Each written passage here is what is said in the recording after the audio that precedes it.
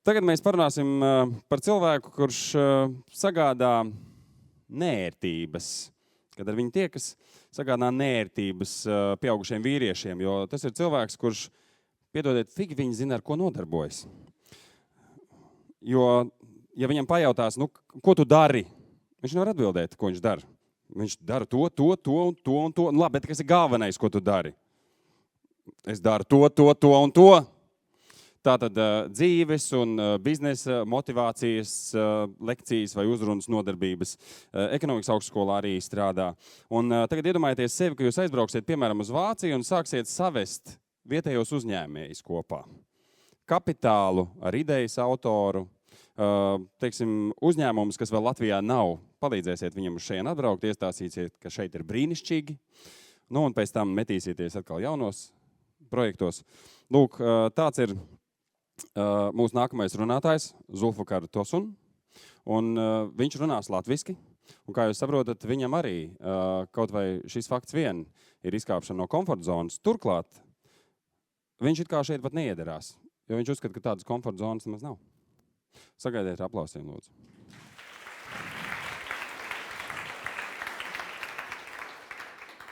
Jā. Labvakar. Es domāju, mums jāsāk jau ar pirmiem uzdevumiem. Ja? Pirmais uzdevums šovakar ir ārkāpt no komforta zona. Tas nozīmē, es runāšu vāciski turpmāk. Und ich denke, das ist ein gutes Beispiel, wenn man in einem fremden Land wohnt, ja, und man spricht die Sprache nicht. Dann geht man einkaufen und die Leute an der Kasse sagen 2,50, ja, und man weiß nicht was. Es saprotu 2,50 kaut kas. Okay, labi. Iesim tālāk, tas bija joks. Bet tā bija situācija, kad es sāku dzīvot Latvijā. Protams, es biju centrāla tirgu. Es mīlu centrālu tirgu īstenībā. Man ļoti patīk šodien staigāju no ofisa uz šejienu un tur caur centrālu tirgu domāju, wow, super, tā ir vieta, tur ir, nezinu, kā var aprakstīt. Tur ir kaut kas, ja? Ok, es esmu Zulfikar Tosun no Vācijas, ir redzams, ja? Tur ir ļoti tā slikta propaganda, kā visi vācieši ir balti un blaue augen un tāds, bet vācieši izskatās, kā es. Un es strādāju arī Latvijā, bet mans uzņēmums Retail Baltic strādā gan Latvijā, Vācijā, Igaunijā, Francijā, Šveicē, Austrijā, Azerbaidžānā. Jā. Un es gribu teikt, ka kāpt ārpus komforta zona, tas ir ļoti interesanti un ļoti labi, jo visi klienti, kas man ir, viņi nenāk teiksim, mums nav reklāma. Ja? Mums tas nozīmē man. Un tas viss nāk caur rekomendācijām. Rekomendācija, networking, LinkedIn, tādas lietas. Jo es domāju, savu klientu jābūt, viņam jādod 110, 120, 300% kvalitāte, un tad viņi tur iet tālāk. Jo man nepatīk reklāma īstenībā. Es jums tūlīt parādīšu, kas man nepatīk, bet ļoti īsi, kāpēc es esmu Latvijā. Jūs redzējat šeit 2009. un 10. gada Peek & Kloppenburg Baltics. Es atveru gan Rīgā, gan Vilnā divas veikalus priekš Peek & Kloppenburg no Vācijas. Rīgā plāzā ir ļoti labs veikals, jums jāiet, tiešām labā kvalitāte, šis uzvalks. un, protams, mums bija krīze, vai ne? 2009. gada bija krīze. Es atveru veikalu, 60 darbiniekus, apgrozījums uz leju. Krīze. Un kas mums tāda jautājums, vai kāds no Stockmann ir šeit? Stockmann? Ne, tad var stāstīt. Okay. No Vācijas mums nebija nekāda palīdzība, ja? Un tad es izdomāju, mums kaut ko jādara. Un bija trakas dienas. Bet pirms tu turpini, mums jābrīdina, ka mūs var redzēt arī internetā. Labi. Tā ir jau 5 gadi atpakaļ, tas ir ok. Ko es darīju? Es organizēju iepriekšējās maisiņā ar Peek & Kloppenburg uzrakstu. Printēju flyerus, iedevu tā maisiņa un kaut kādu mazu šokolādīti, tā kā Snickers. Un tad man bija 10 palīgi, kas piedalīja to maisiņas pirmajā trakātas dienā, 7 no rīta visiem, kas iegāja Stokmana. Un tas bija 7 un 8 viņi atvēr veikali, ja? Tas nozīmē 8, es gribu redzēt to video kameru ieraksti. Stokmana ienāca 1000 cilvēki ar Pīk un Kloppenburg maisiņa. Yeah. Ok. Pēc tam tā doma bija, ok, ziniet, Pīk un Kloppenburg ir tā, jums jāiet uz kādu svešu cirgu, atvērt veikalu, jādod vietējiem menedžerim, ja? Un tad jūs iesiet tālāk. Un nākamais solis būtu Bulgaristāna. Es negribētu braukt uz Bulgaristānu. Bulgārija. Ja. Un tad es pieņēmu lēmumu, wow, davai, ir krīze, sākšu savu uzņēmumu. Ja. Un principā, man bija tiešām tā pieredze, pirmais gads sēžu Latvijā, nerunāju latviski, runāju tāds mazliet un domāju, ko es esmu darījis. Ja? Bet pēc tam lēni, veidu savu uzņēmumu un tagad es esmu 2 nedēļas Latvijā, 2 nedēļas ārpus kaut kur, ja? Liedostas arī tāds. Bet man patīk īstenībā. Es jums tālāk stāstīšu, kāpēc. Ok, tas ir, kur es strādāju, tur visur. Ja? Un es teicu, man nepatīk reklāma, bet viens draugs teica, tev vajag kaut kāds tā, jautri. Ja? Es nezinu, vai tas ir jautri. Ko jūs domājat? Arturs, ko tu domā? Paldies. Ok. Mazliet par mani. Es esmu no Vācijas, no Bavārijas. Un pirmo reizi, kad es sapratu par komforta zonas, bija, kad man bija apmēram 6-7 gadi. Jo Vācijā 80. gados Bavārija bija tas Ku Klux Klan, ja? Un nopietni. Un es biju tas cilvēks. Tas ir Michael Jacksons, bet apmēram, ja. Un es sapratu, ka ir tādas, komforta zonas ir kāda robežas. Vienas ir tas, kur mums ir galva, tā ir iekšējās, es saucu par iekšējās robežas, un ir ārējās robežas. Un, protams, ārējās robežas bija tas, ka man nebija iespēja apmeklēt tādas skolas, ko es gribētu, jo visas tā skolotāji bija tāds, tu neizskatās kā vācietis, nav. Un tā bija tiešām, mans rezultāts, skolas rezultāti, viss bija super, bet ok. Un es pieņēmu lēmumu, ka man vienalga, es neakceptēju šo robežas, jo es neesmu, tā nav manas robežas, vai ne? Tā ir, sabiedrība. Un man nepatīk.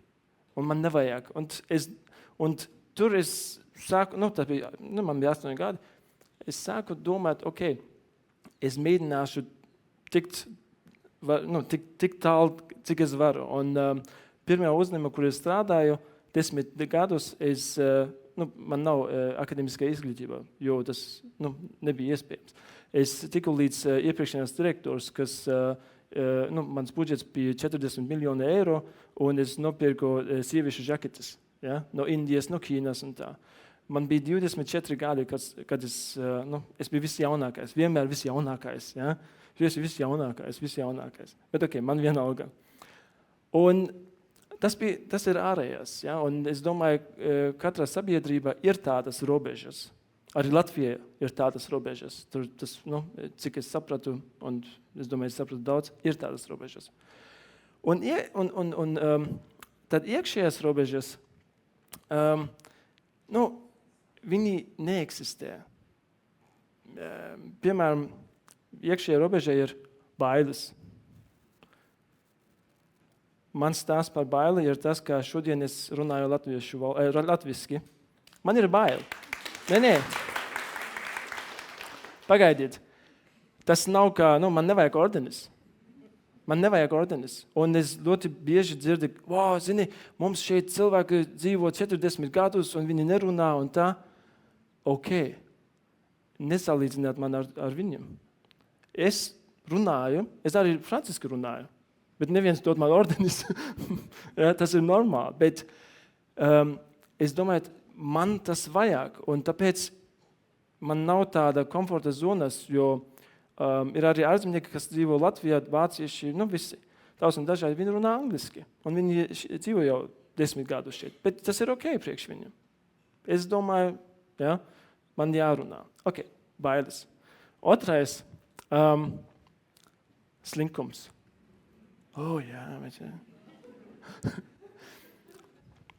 Es nesen biju ar savu sievu Brisele, un tur ir muzejs Magritte un kaut kāds kultūra.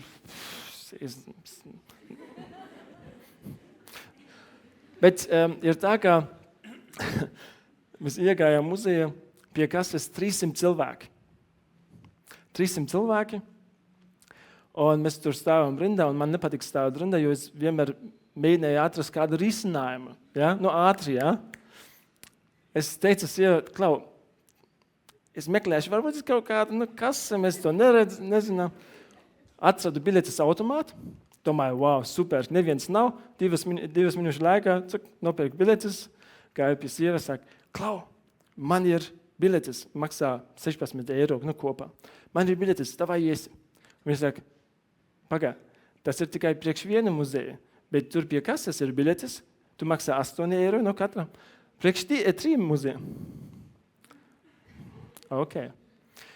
Slinkums būtu kas? Vai, ok, es to, ja, un tad ir tālāk, un ja, kaut ko, nezinu, aizmirst vai tā. Un es domāju, pagā. Es kāpšu ārpus komforta zonas, ja, man nav. Un es domāju, wow, 300 cilvēki, ok, stāv rindā, pārdošanas grāmatā jūs varētu lasīt, wow, 300 klienti, wow, iespējas. Un es domāju, 300 cilvēki. Ok. Ko es darīju? Izvēlēju divus cilvēkus, pāris man bija 2 biļetes. Gāju pie viņiem, saku, labdien, man ir 2 biļetes, jums nav jāstāv rindā, jūs varat jau iet uz muzeju. Ja? Viņi sāk runāt vāciski, es arī runāju vāciski, un viņi nopirk biļetes. Gāju atpakaļ pie sievā, es biju tas varonis. Ja? Sieva teica, mans vīrs ir varonis, ja? Viņš māk pārdot. Tas, ko es darīju, protams, jūs varat teikt, hei, Klau, ok, tu piedāvā biļetes, tu saki, kas ir priekšrocības un tā, tas ir rakstīt visas grāmatas, pārdošanas grāmatas. Jā, ir rakstīt. Bet vai mēs to darījām? Ok, tā ir jūsu atmiņa. Ja? Slinkums. Trešais ir, ko citi par mani domā. Mums bija tāds punkts, ko draugi domā vai tā. Ja? Arī labs stāsts. Man ir tāds tiks. Es ļoti bieži lidoju, bet, diemžēl, ar Lufthansa man nesanāca kļūt par tādu business traveler, tādu augstāku pakāpi. Man ir vienkārši mājas nimo. Bet, protams, es zinu, ka tā lielas lidostas ir tāda business lounge, senator lounge un honorary circle lounge. Business lounge ir vienmēr pilns, ja? Senator lounge ir bišķiņ, teiksim, mazāk cilvēki, bet honorary circle lounge, tur ir cilvēki, kas, viņiem lai jums ir tas status, vai kad jūs varat dabūt šo statusu, tad, kad jūs lidojat 24 reizes, apkārt pasaulē. 600,000 miles jums jāsavāk. Un tur ir tā iekšā masāža. Viņi jums ved ar mašīnu no lounge uz līdmašīnu. Ja? Viss komfort. Un ja jums ir tas status, jūs varat arī ņemt līdzi kādu cilvēku iekšā. Okay? Un mans tiks ir tas. Es vienmēr stāvu, kad man ir laiks, tur pie honorary lounge, pie ieejas, un gaidīju. gaidīja. Pēdējo reizi Ciurihi, kāds 3 nedēļas atpakaļ gaidīju 30 minūtes. Gaidīju. Un tad kāds cilvēks nāk un es saku, labdien, ziniet, iekšā sēž Richards Bransons, ja, un man ir ideja, un par to ideju viņš var pelnīt 10 miljonus, un es jums došu 1 miljonu, ja jūs man ņem līdzi. Es esmu mēģinājis šo apmēram 100 reizes, 80 reizes, ok, come in. Kas notiks iekšā? Where is Richard Branson? Un es saku, laikam viņš ar limuzīni jau ir izbraucis.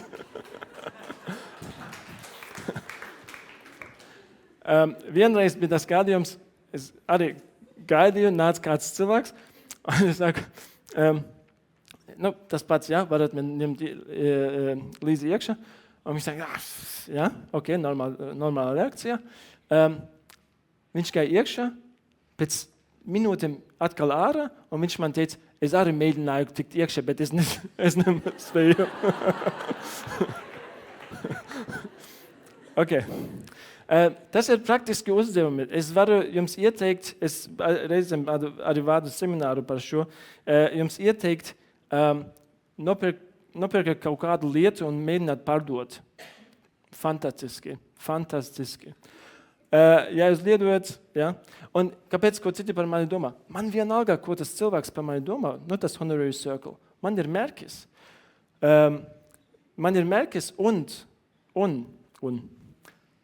Deutsch und, tut mir leid. Un tas otrais, mērķis viens nestrādā. Jābūt arī stratēģijai. Mērķis viens nestrādā, jābūt arī stratēģijai. Okay? Also, man vienalga, ko citi par mani domā. Tiešām. Bet kas ir tāds noslēpums, lai kļūtu ārā no komforta zonas? Aktivitāte. Vienkārši aktivitāte. Protams, tāda aktivitāte, kas jums patīk, bet aktivitāte. Un, ziniet, es ļoti bieži esmu pārsteigts, cik pasīvi cilvēki ir. Viņi ir vienkārši pasīvi. Viņi pasūd, kādu kafiju, un viesmīlis nāk ar tēju. Ok, lai ir, dzeršu tēju. Ok? Aktivitāte. Cik man ir vēl minūtes? 2? Labi, ļoti labi. Ok. Es strādāju pats, es jau teicu, un man ir tas uzņēmums, man ļoti patīk. Es esmu tiešām laimīgs cilvēks, bet man arī ir tādas dienas, kuras vienkārši ar, kas man ir rokas, MacBook, iPhones, vienkārši un viss. Bet ir no Martin Luther King ir viena runā sauc But If Not. Man ļoti patīk Martin Luther King, man ļoti patīk Martin Luther King, un viņš tur runā par kāds stāsts, bet ko viņš saka, ir tas, ka ja mēs ticam vienalga, vai tur nāc kaut kāds atpakaļ, vai nē. Mēs vienkārši ticam. Ja?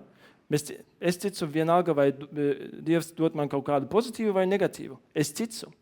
Ja?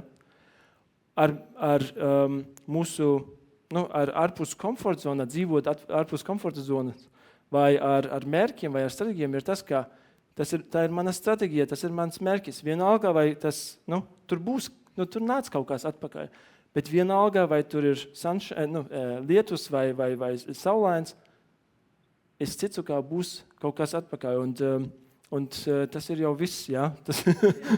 Es ceru, jums patīk, un jūs sapratat, pusi apmēram. Paldies! Paldies!